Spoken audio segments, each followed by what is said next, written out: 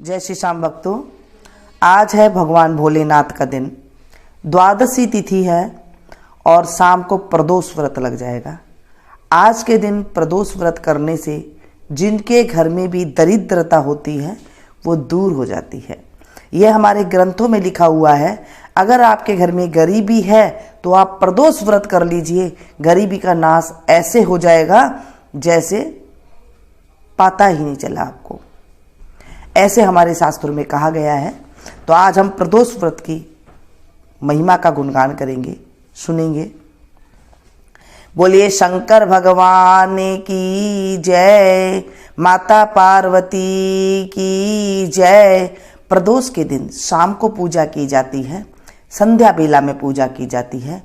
जिस टाइम पे भगवान की घंटा आरती होती है उससे कुछ देर पहले उसे प्रदोष काल बोला जाता है। सुबह से लेके शाम तक आप अगर निगोट रह सकते हैं तो अच्छी बात है, पानी पी सकते हैं, चाय पी सकते हैं। अगर नहीं रह सकते हैं तो फलियार भी कर सकते हैं। और शाम को एक टाइम पे जब भगवान की पूजा अर्चना करके आ जाए उसके बाद आप एक टाइम पे शाम को रोटी जो होती है, सब्जी वगैरह, दाल वगैरह, वो आप खा सकते हैं बगैर प्याज लहसुन के। पूर्व काल में एक विधवा ब्राह्मणी थी। अपने पुत्र को लेकर ऋषियों की आज्ञा से भिक्षा लेने जाती थी और संध्या को लौटती थी। भिक्षा में जो मिलता उससे अपना कार्य चलाती और शिवजी का प्रदोष व्रत भी करती। एक दिन उसे विदर्भ देश का राजकुमार मिला जिसे शत्रुओं ने राजधानी से बाहर निकाल दिया था और उसके पिता को मार दिया था। ब्राह्मण ने लाकर उसका पालन किया। एक दिन राजकुमार और ब्राह्मण बालक ने वन में गंधर्व कन्याओं को देखा। राजकुमार अंशुमति से बातें करने लगा और उसके साथ चला गया। ब्राह्मण बालक घर लौट आया। अंशुमति के माता पिता ने अंशुमति का विवाह राजकुमार धर्मगुप्त के साथ कर दिया और शत्रुओं को परास्त कर विदर्भ का राजा बनाया। धर्मगुप्त को ब्राह्मण की याद रही और उसने ब्राह्मण कुमार को अपना मंत्री बना लिया। यथार्थ में यह सब शिवजी की कृपा से और शिवजी के प्रदोष व्रत का फल था। तभी से ही यह शिवजी का प्रदोष व्रत लोक में प्रसिद्ध हुआ। इस व्रत के प्रभाव से सभी मनोकामना पूर्ति होती है। अगर घर में दरिद्रता है उसका संपूर्ण नाश हो जाता है। बोलिए शंकर भगवान की जय। इसके बाद रुद्राष्टकम जरूर पढ़े आप। इससे पढ़ने से हमारी मनोकामना पूरी होती है। और आप जल चढ़ाएं, एक धार से आप जल चढ़ा सकते हैं श्री रुद्राष्टकम पढ़ते हुए। नमामि समीशान निर्वाण रूपम विभुं व्यापकं ब्रह्म वेद स्वरूपम निजं निर्गुणं निर्विकल्पं निरीहं चिदाकाशमाकाशवासं भजेऽहम्। निराकारमोङ्कारमूलं तुरीयं गिराज्ञानगोतीतमीशं गिरीशं करालं महाकालकालं कृपालं गुणागार संसार पारम नतोऽहम्। तुषाराद्रिशङ्काश गौरं गभीरं मनोभूत कोटि प्रभाश्री शरीरम शपुरन्नमौली कल्लोलिनी चारुगंगा लशब्दाल वालेन्दु कंठे भुजंगा चलत कुंडलम भ्रूसुनेत्रम विशालम प्रसन्नाननं नीलकण्ठं दयालम् मृगाधीशचर्माम्बरं मुण्डमालं प्रियं शङ्करं सर्वनाथं भजामि प्रचण्डं प्रगिष्टं प्रगलं परेशम् अखण्डम् अजं भानुकोटिप्रकाशम् त्रयशूलनिर्मूलनं शूलपाणिं भजेऽहं भवानीपतिं भावग्रामम् कलातीत कल्याण कल्पान्तकारी सदा सज्जनानन्ददाता पुरारी चिदानंद संदोह मोहापहारी प्रसिद्ध प्रसिद्ध प्रभो मन्मन्तारी न यावद उमानाथ पादरविन्दं भजन्ति है लोके परे वानराणाम् न तावत सुखम शांति संतापनाशम प्रसिद्ध प्रभो सर्वभूतादिवासम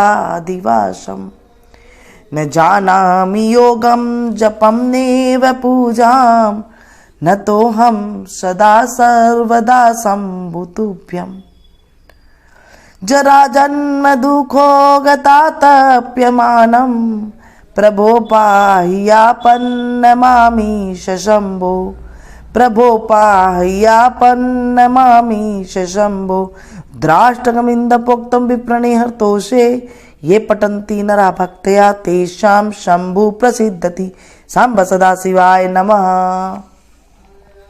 बोले शंकर भगवान की जय। इसके बाद आप आरती कर सकते हैं। आरती बिल्कुल पौराणिक आरती में आप लोग के साथ शेयर।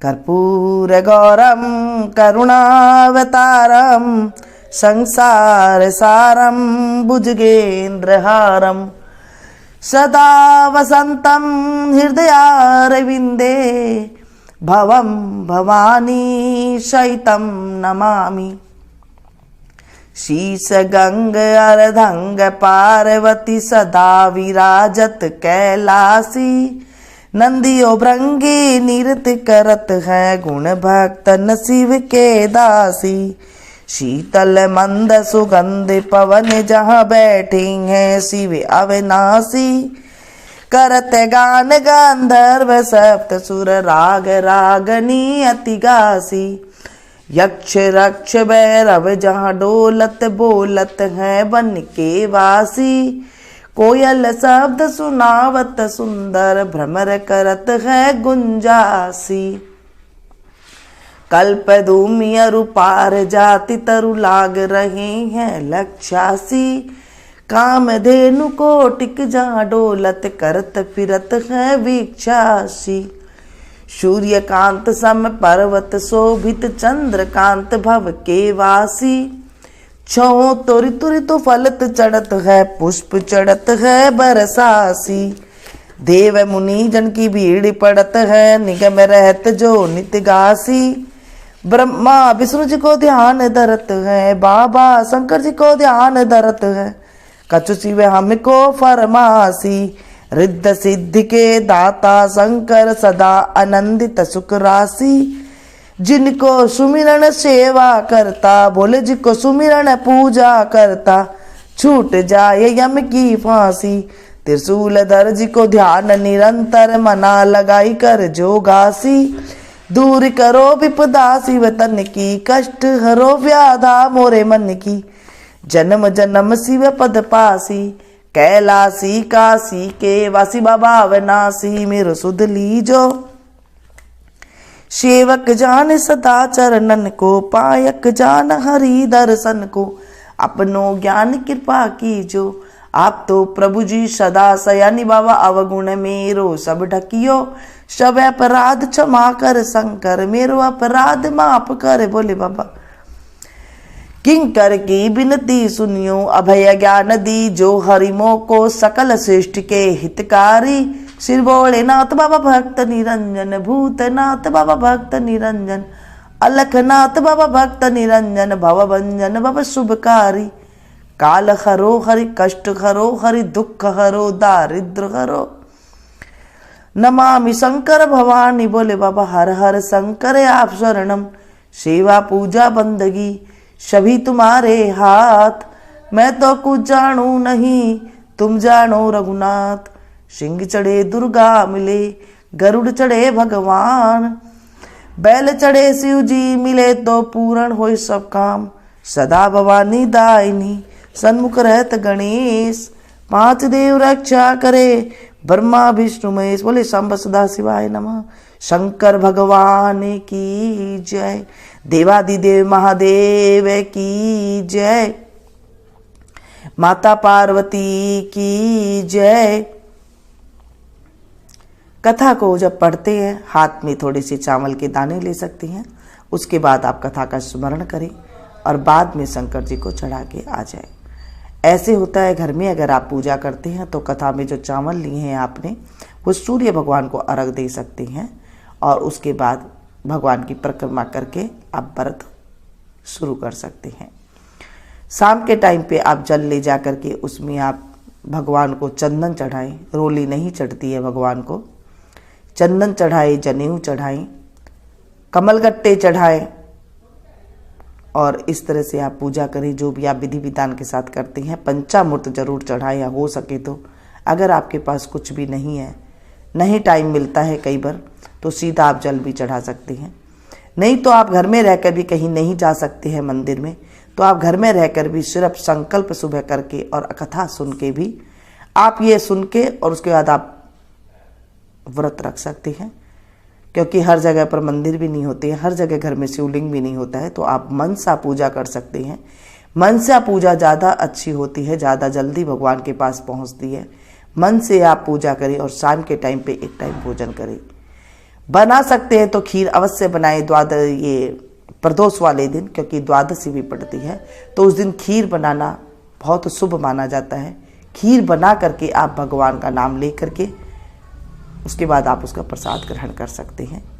ये थी छोटी सी जानकारी, अच्छी लगी हो तो इसे ज़्यादा से ज़्यादा अपनों के साथ शेयर कीजिएगा, क्योंकि जब हम किसी अच्छी चीज़ को, अच्छी बात को, भगवान के नाम का स्मरण को जब हम किसी के साथ शेयर करते हैं तो हमारे जीवन में खुशियाँ आती है और पापों का नाश होता है। और जो हम जिसे हम सुनाते हैं एक साथ काफ़ी लोगों को जब सुनते हैं तो उनके पुण्य का 16वां हिस्सा हमें घर बैठे ही मिल जाता है। ऐसे हमारे ग्रंथों में लिखा हुआ है। मिलती हूँ फिर से एक नई जानकारी के साथ, नई कथा के साथ। तब तक आप लोग देखते रहिए मीनू संगीत। Thank you.